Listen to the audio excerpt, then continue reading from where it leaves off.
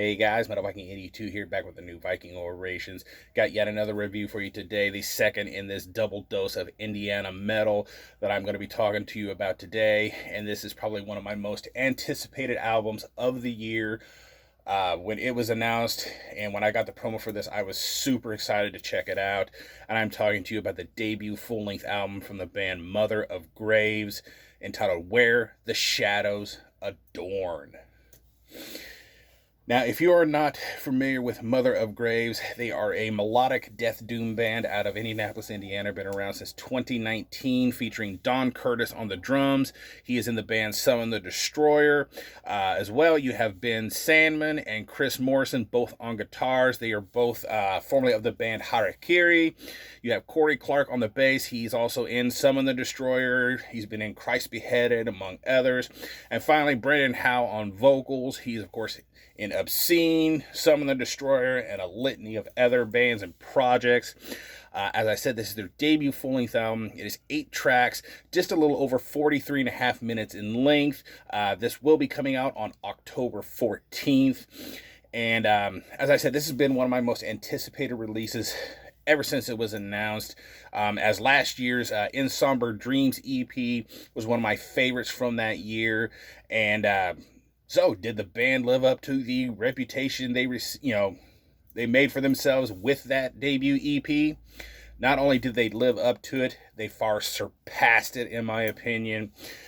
This album, it starts with a very beautiful, forlorn-sounding piano intro, courtesy of Brandon.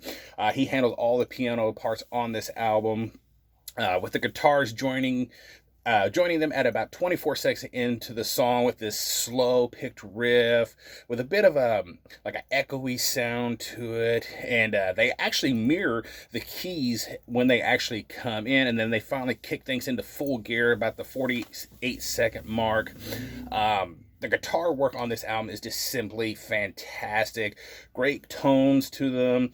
Mostly mid-paced riffing with some slower riffing thrown in as well, because, I mean, this is doom death. But it also has some faster, more old-school death metal style riffs as well. And I love the acoustic sections that appear throughout this album.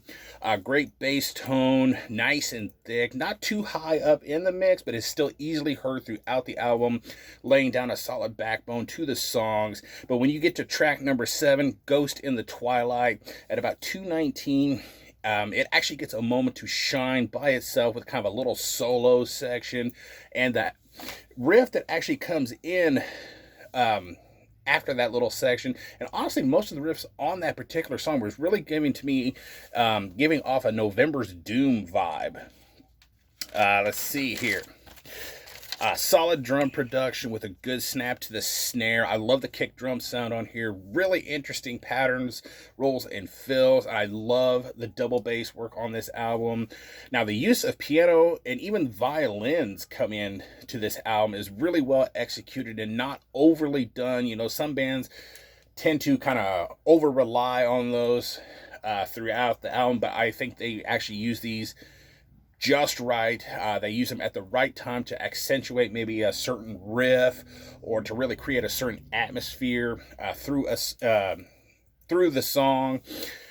Brandon's vocals on here are just as strong as ever. I've seen him live twice performing vocals, and he's just got such a powerful growl. The lyrics that he has penned on this album and the way he delivers them just really hit you right in the feels, man. I'm telling you. He mainly uses his growl with some kind of shouted sections as well. There's only variation to his vocal delivery comes in the last track, track number 8, the Colliginous Voice. At about 2:53, you get this spoken word section, and I really love the acoustic guitar section that comes in immediately after he does that spoken word bit. But other than that, he sticks pretty much to his growl, and you could really feel the emotion through his voice whenever he delivers these lyrics, and you could tell these were definitely personal for him. Some of the other things I picked out, and believe me, there was a lot that I picked out. I mean, the more I listened to this album, I was hearing things that I did not hear the first couple times that I listened to it. I actually listened to this album several times right after I got it, and then I purposely didn't listen to it for a little while because I didn't want to, basically get tired of it, if you will. and I went back to it, and I was hearing more things I was not hearing the first few times. So I really love that about this album.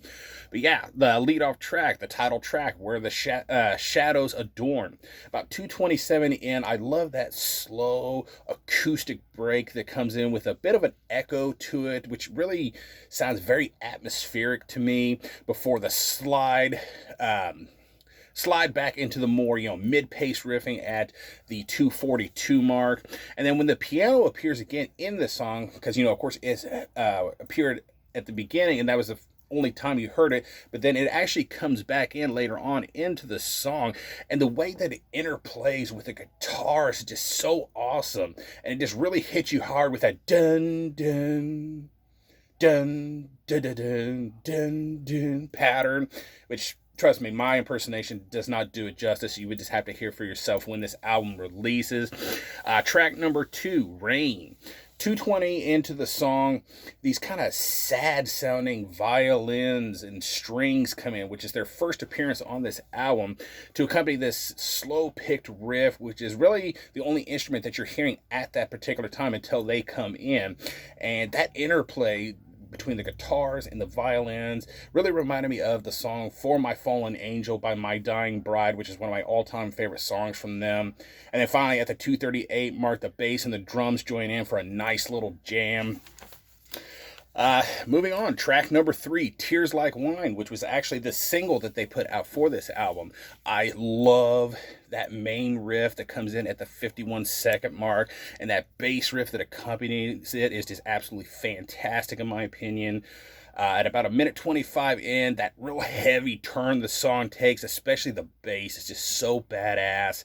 And then at about 3:23, there's this piano break where it's just basically just the piano, and it's so good. It's so melancholic. And then that bass slide where it goes right back into that main riff at the 3:39 mark is just really well done.